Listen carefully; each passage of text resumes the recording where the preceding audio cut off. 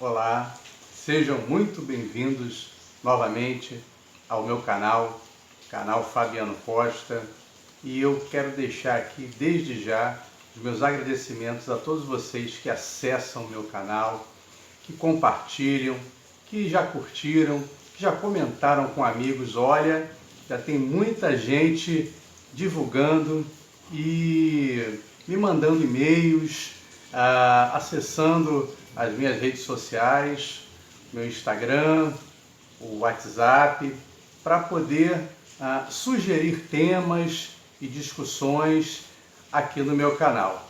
O meu tema de hoje é um tema relativo às crianças, já que vamos comemorar mais um Dia das Crianças, então eu pensei, por que não fazer algo relativo às crianças? E não apenas às crianças, mas também aos pais, muito zelosos e responsáveis pela criação dos seus filhos. Então hoje vai ser, digamos assim, 2 em 1. Primeiro, vai ser uma discussão sobre crianças e desenhos e fantasias de horror, terror.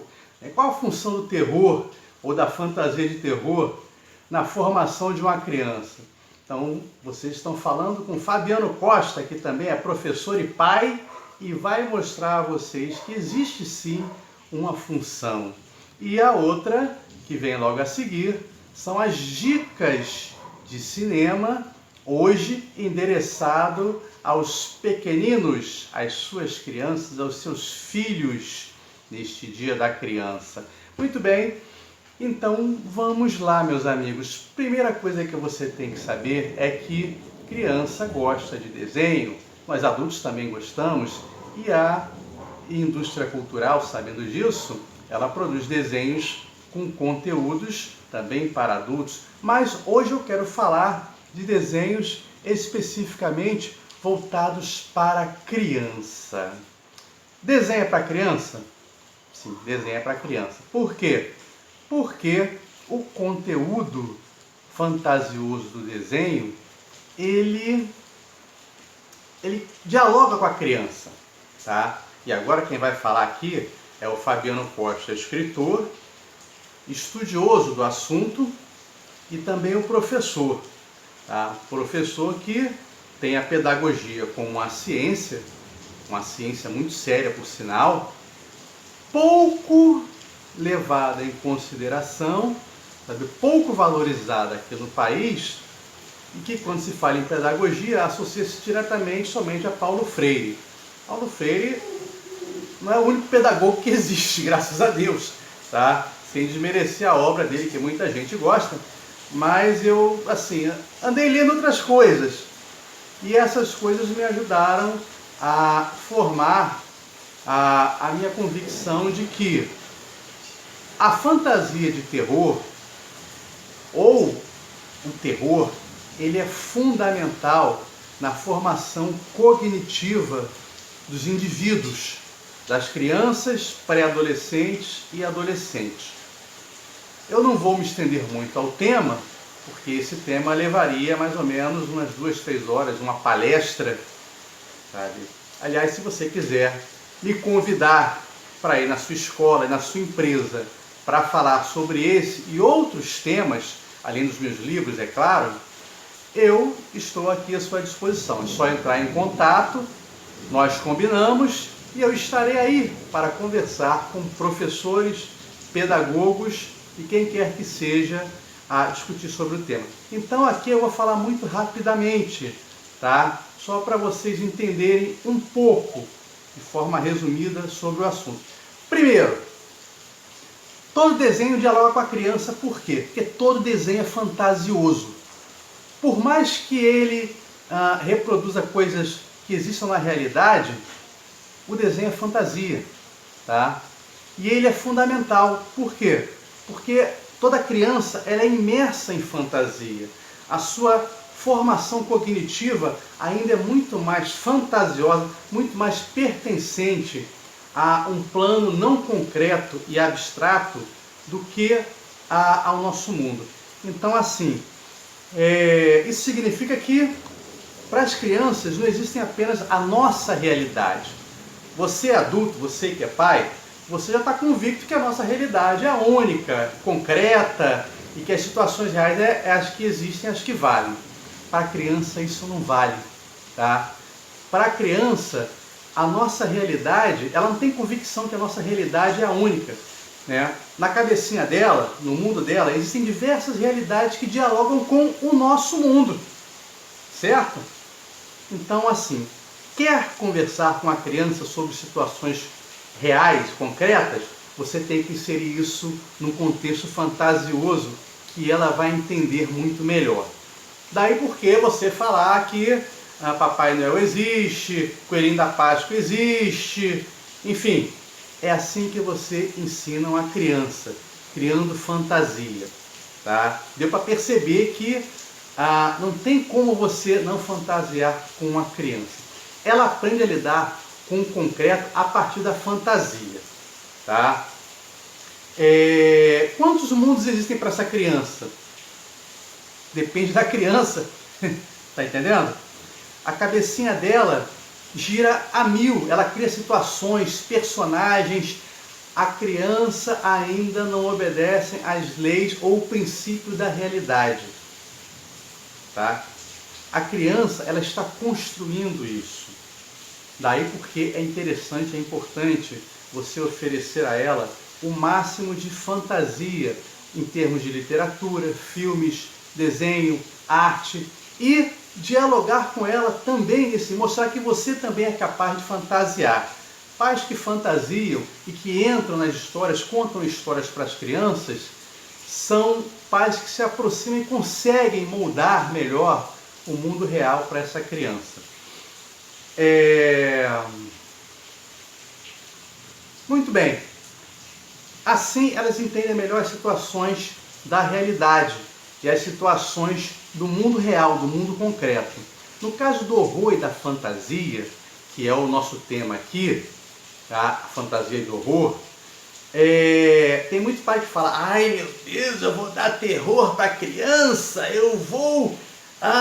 isso vai assustá-la.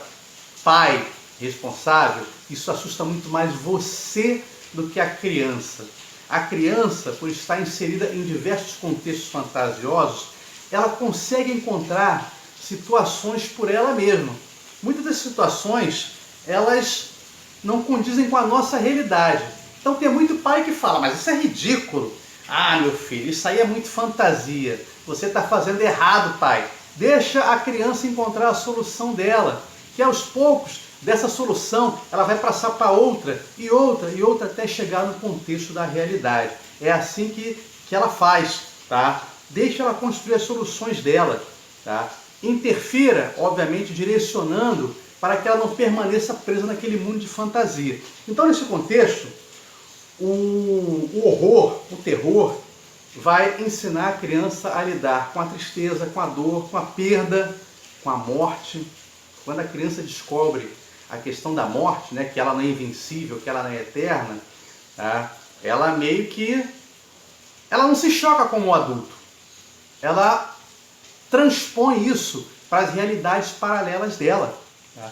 Isso é interessante, porque é assim que ela vai construir o seu caminho real para lidar com a morte, tá? A criança vai reconhecer a maldade a partir dos vilões, a partir das monstruosidades, a partir das diversas situações que a fantasia e o horror vai oferecer a ela, tá? E essas questões que são inerentes à nossa vida concreta, à nossa vida relacional de adulto, a criança passa a construir desde cedo e a entender melhor, tá? Que ela pode vivenciar isso, mas tem uma diferença. No horror e na fantasia de horror, os monstros são muito maiores, muito mais terríveis. Então, se ela encontra uma solução para esses monstros, ela pode muito bem encontrar a solução para o nosso mundo aqui, que para ela não é nada demais, tá? Então, tem pai que pergunta: ah, tá, então, e se eu não der fantasia, e se eu proteger o meu filho de livros e filmes de horror? Não quero dar isso. Pode? Pode, pai. mas não é aconselhável. Por quê? Porque você vai diminuir a capacidade fantasiosa e imaginária do seu filho. Inseri-la diretamente, desde pequenininha, no mundo concreto, no mundo da realidade, no princípio da realidade, pode fazer, eu não estou dizendo que vai fazer, mas pode fazer com que essa criança construa um mundo completamente sem esperança, se torne uma criança desesperançosa, e o entendimento de que o nosso mundo é um mundo hostil, um mundo terrível, um mundo onde o que é mal e não tem como mudar, sabe? Que as soluções apresentadas são soluções apenas conflituosas, duras e muitas vezes infelizes, sem espaço para utopias. Tá? É óbvio que nem todas vão reagir assim, mas crianças que são inseridas desde cedo na concretude, na hostilidade da realidade, elas tendem a ser mais duras com elas, com o mundo e com os outros, tá? Sem espaços para brincadeiras, fantasias e soluções, digamos assim, mais amenas. Tendem a entender questões como tristeza, dores, perdas e morte de uma maneira muito mais duras para elas e para os outros, tá? Eu não estou falando que isso é regra, é lei, mas existem pesquisas, dados, não só aqui como em outros países, que mostram isso. Então eu falei tudo isso para vocês para mostrar que existe uma função sim para a literatura de horror, para os filmes de horror, para os desenhos de fantasia de horror, que são os desenhos que eu vou indicar agora para você. Lembrando aqui mais uma vez, se você quiser bater um papo comigo, Fabiano Costa, e com outros escritores e autores que também falam sobre o assunto, é só você entrar em contato comigo, marcar uma palestra, marcar um debate ou uma conversa com pedagogos, com professores, que eu estarei à disposição de vocês. Tá ok? Muito bem! Então, nesse hall enorme de desenhos que faz um sucesso tremendo com a criançada, eu selecionei alguns aqui para você se divertir com seu filho, com seus filhos, com seus netos, com seus sobrinhos, neste dia da criança, tá bom? Por que eu fiz essa seleção? Essa seleção, são 5 filmes que eu selecionei, 5 desenhos, na verdade. E a minha seleção, ela foi feita com base de que esses desenhos trazem questionamentos reais a partir da fantasia e eles possuem, digamos assim, situações perturbadoras, insólitas, bizarras, que a criança vai perceber e que o adulto também vai perceber, mas a criança vai perceber e vai entender que existem soluções, ainda que o sobrenatural impere, ainda que o horror se estabeleça, tá? Ainda que haja algum tipo de choque, mas ela vai perceber que existem soluções, tá? O primeiro filme é A Noiva Cadáver, um filme de Tim Burton e Mike Johnson de 2005. A sinopse do filme é o seguinte: nervoso com seu casamento, o jovem Victor tenta ensaiar os seus votos sozinho na floresta e, sem querer, ele, pelas regras do além, acaba se casando com Emily, a noiva cadáver. É um desenho divertidíssimo, sabe, com tiradas geniais e, como eu falei para vocês, com aquele toque de realidade brutal e cruel que a criança vai entender muito bem. O outro desenho é Coraline e o Mundo Secreto, um filme de 2009, desenho de 2009, de Henry Selick,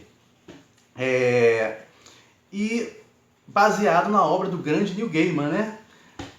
A pequena Coraline descobre uma passagem secreta em sua casa nova que a leva a um mundo muito parecido com o seu e que, no seu entender, muito melhor.